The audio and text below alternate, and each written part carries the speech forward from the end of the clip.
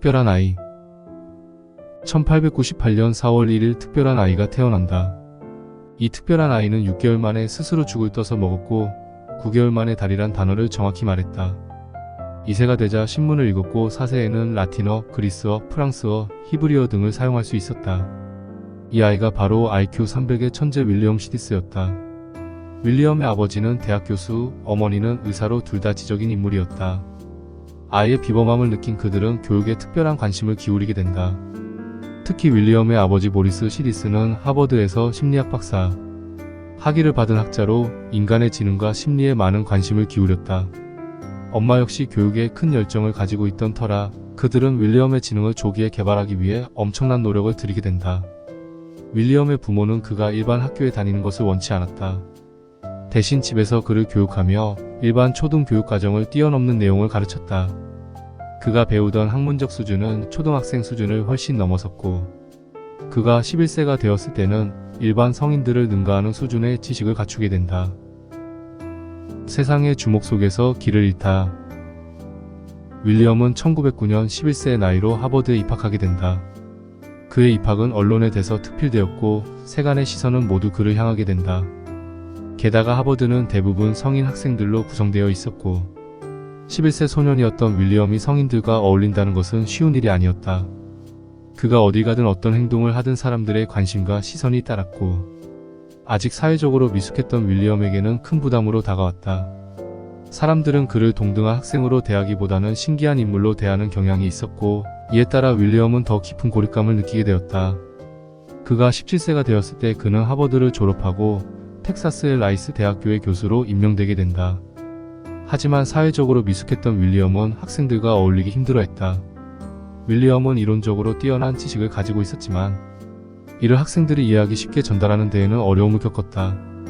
가르치는 것은 단순한 지식 전달 이상의 소통을 요구하는데 이에 서툴렀던 윌리엄은 학생들과의 관계에서 어려움을 겪게 된다.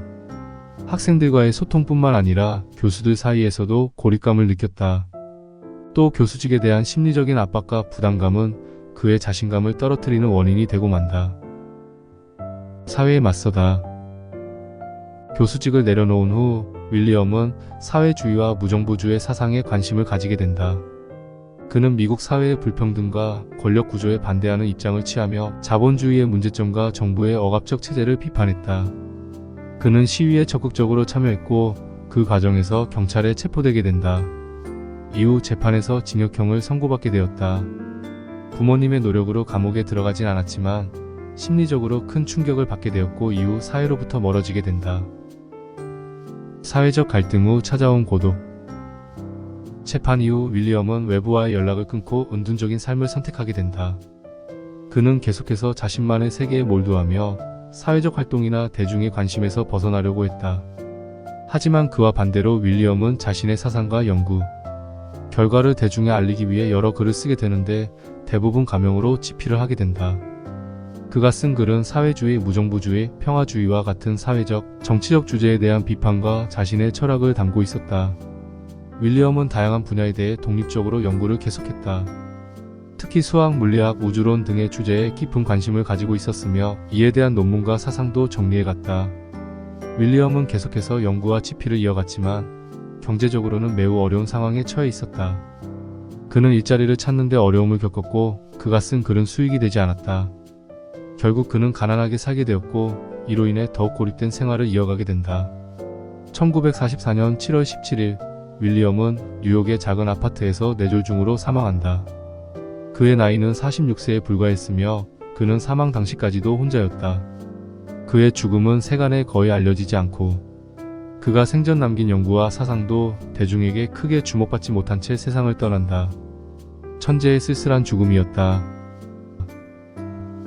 좋아요, 구독, 댓글을 부탁드립니다. 감사합니다.